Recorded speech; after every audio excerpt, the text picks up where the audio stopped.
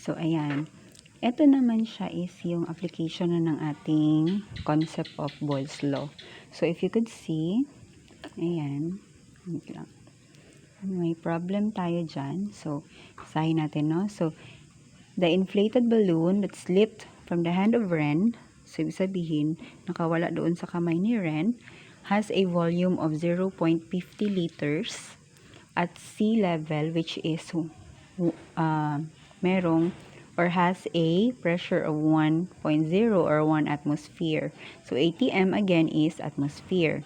And it reached a height of approximately 8 kilometers where the atmospheric pressure is approximately 0.33 atmosphere. Assuming assuming the temperature is constant, compute for the final volume of the balloon. So, balik tayo muna dito sa ating formula. So, meron tayo dyan, V1, P1. So, this one, V1, P1 equals V2, P2. So, if nakita nyo yung video natin sa first part, yung Boyle's Law part 1, so makita nyo dyan, derived formula yan ng Boyle's Law. So, V1, P1 equals V2, P2. So, ang gawin natin dito, meron na tayong problem. So, the first thing that you are going to do is to identify ano yung mga numbers na binigay niya. So, we have 0.50 liters. Meron tayong 1 atmosphere. At meron din tayong 8 kilometers. Tapos, merong 0.33 atmosphere. And then, please take note, ano yung gusto niyang hanapin ninyo. So, nakalagay dyan, assuming the temperature is constant. So, eto, bumalik na naman. So, pag ganyan gani, temperature is constant, automatic yan. Clue nyo na you are going to use Boyle's Law formula. Kasi temperature is constant. Pag ang involved na law of gas is Boyle's Law. So, compute for the final volume. So, ito another clue. So, anong hahanapin natin? Si final volume. Ibig sabihin, dito sa loob ng problem nyo, merong initial volume. So, yung ibang problem, gumagamit ng VI para sa volume, pero initial volume, pero dito gagamit tayo ng V1. Tapos, V2, para doon sa final volume, meron din tayong ito, kasi pressure. So, that's P1. And then, we also have P2. So, gagamitin natin ito as clues para malaman natin kung ano yung mga values na intended para dito sa mga variables na to. So, the first is, meron tayong 0.50 liters. So, sa first or initial condition, yung balloon daw ni Ren, na nakawala sa kamay niya, may volume na 0.50 liters. So, ibig sabihin, yun yung situation, yun yung initial situation ng balloon nung nakawala siya doon sa kamay ni Ren. So, ibig sabihin, yun din yung initial volume niya. So, paano ko nalaman na volume yan? Again, babalik tayo dito sa idea or sa fact na yung kanyang unit is liter. So, lagay nyo na siya dito. 0.50 liters. So, next is atmosphere. Ano ganito sa atmosphere? Unit ng? Yes, unit siya ng pressure. And, kasabay siya na condition ng 0.50 liters. So, nakalagay dyan, 0.50 liters at sea level, wherein merong pressure na 1 atmosphere. So, kung ito yung V1 mo, automatically, this will be your P1. So, 1.0 atmosphere.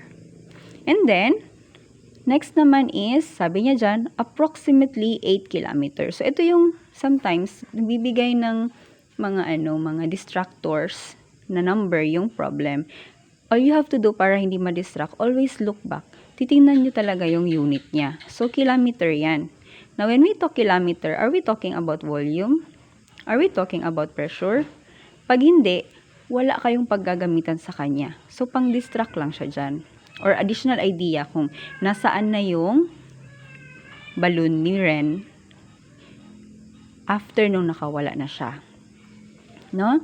So, Ayun. So, sabi dito, and it reached a height of approximately 8 kilometers. So, nung 8 kilometers above sea level na siya, ang kanyang atmospheric pressure is 0.33 na.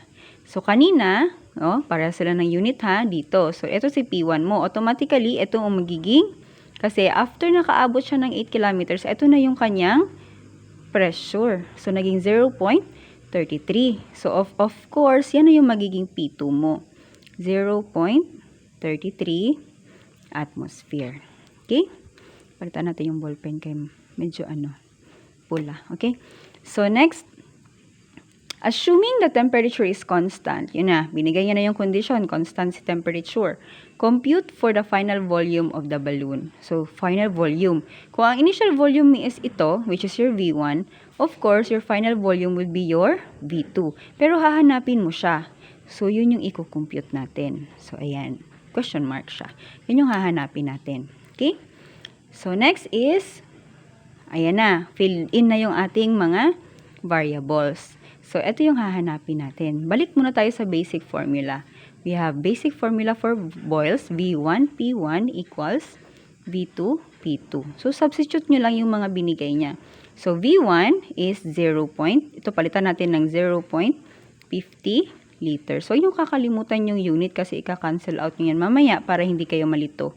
So, ano yung partner niya? P1. So, dito yan. So, gawa kayo ng, palitan nyo siya ng, kung ano yung nakalagay doon sa P1, 1.0 atmosphere equals, so ano si V2? Question mark. So, dahil question mark siya, as is lang. Next, yung partner niya is si pressure. So, ano yung kanyang value? Substitute nyo lang, 0.33 atmosphere. Okay? So, anong gawin ngayon? Pag magkatabi, multiply. Pag nasa ilalim, divide. So, ngayon, dahil pare-parehas pa silang magkatabi, multiply muna tayo. So, 0.50 liters times 1.0 atmosphere. So, anong mangyari dyan?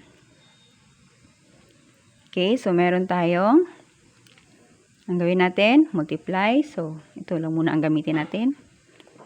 So, we have, ang sabi niya, wait lang. So, ayan, medyo maliwanag na. Okay? So, sabi niya, 0.50 times 1 atmosphere.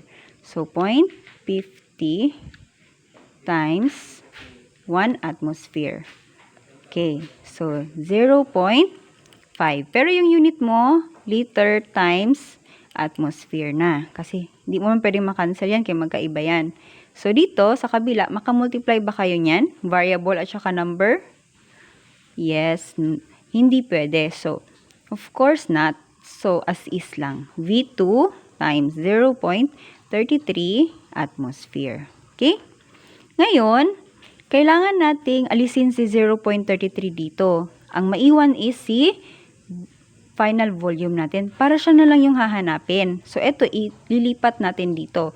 Pero para malipat siya, again, kung ano yung gagawin nyo sa isang side, okay, dito muna tayo para hindi kayo malito. Alisin natin si 0.33. So, para maalis siya, divide mo ito by 0.33 also. By itself para makancel. So, ito din, kung anong gawin mo dito, yun din ang gawin mo sa kabila. Kailangan pala balance yan. So, 0.33 atmosphere. Okay? So, since parehas ng unit, cancel out. Ito naman, parehas din ng unit, cancel out. So, anong naiwan? Yes, si liter na lang. So, si liter ba, unit ni volume? Parehas ba siya sa unit ni V1 kanina? Yes. So, yan, another clue nyo na you are on the right track. Ibig sabihin, tama yung ginagawa ninyo. Okay, so, yun. Cancelled na si 0.33 divided by 0.33 kasi 1 ang maging result niyan. So, imagine na, ay pwede na siya, V2 times 1, V2 pa rin. So, V2 ang answer dito. Tapos, dito naman, ang gawin niyo is 0.5. Again, sabi ko sa inyo kanina, pag over na yan, that's division already. So, gamitin niyo 0.5 divided by, so ito yan, 0.5 divided by 0.33. Okay, so equals, ayan.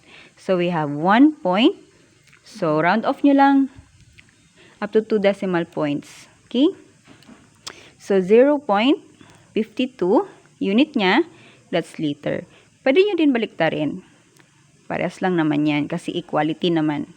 No, equal silang dalawa. So, V2 is 1.52 liters. Okay? So, this is now our answer for our volume. So, check nyo na lang sa last ninyo kung parehas pa. Now, one way of checking your answer is, balik kayo doon sa basic formula. And then, i-substitute nyo yung mga nakuha niyong values. So, meron tayo V1,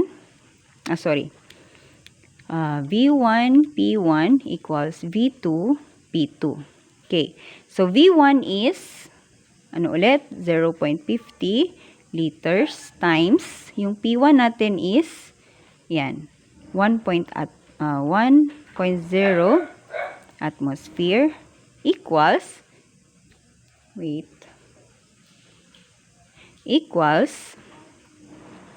V2 is, yung nakuha natin na value, na-compute natin, that's 1.52 liters times, ano na yun? P2 is 0.33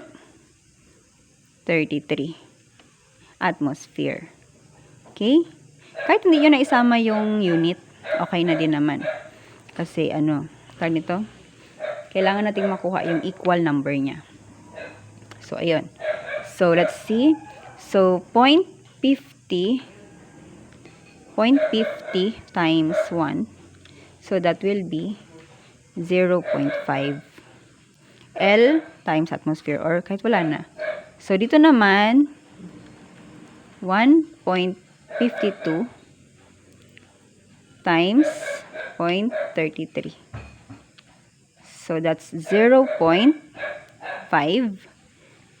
Tapos, 0.16. So, pag round off mo yan, of course, 1 man ito, less than 5.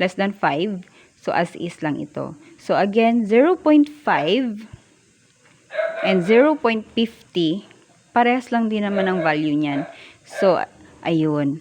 Pag nag-equal yan, ibig sabihin your answer is correct. Another way of checking is, balik tayo dun sa relationship ni volume at ni pressure at constant temperature.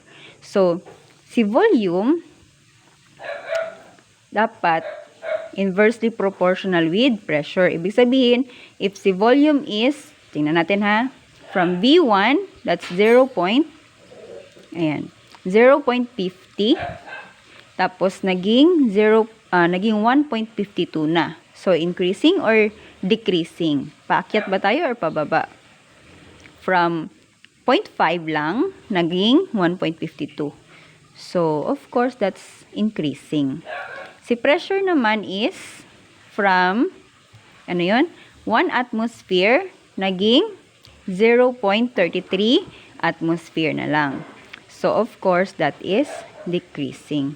So, kung makuha nyo ito na relationship, si volume is increasing while pressure is decreasing, tama kayo dito na idea or yung ginastate ng Boyle's law. So, volume is inversely proportional with pressure. So, tama yon nang nakuha natin. Si volume is increasing while si pressure is decreasing. So, magkaiba sila ng direction. Hindi sila parallel. So, ganun lang. That's for your Boyle's law. Okay? So, hopefully, ma-answeran ninyo yung dalawang naiwan dyan na problem. By the way, meron dito na, sulat ko siya. Okay, so yan. Wait. Okay, ito.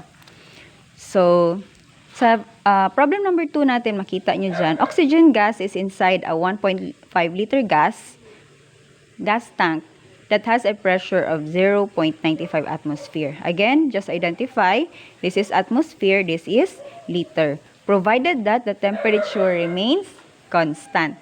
So, how much pressure is needed to reduce its volume? Hanapin nyo alin dyan ang volume by 1/2. So, i-divide nyo lang yung value na yun para hindi kayo malito.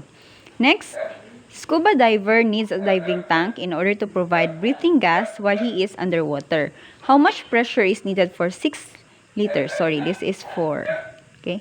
For 6 liters of gas at 1.01 atmospheric pressure or ATM pa din yan.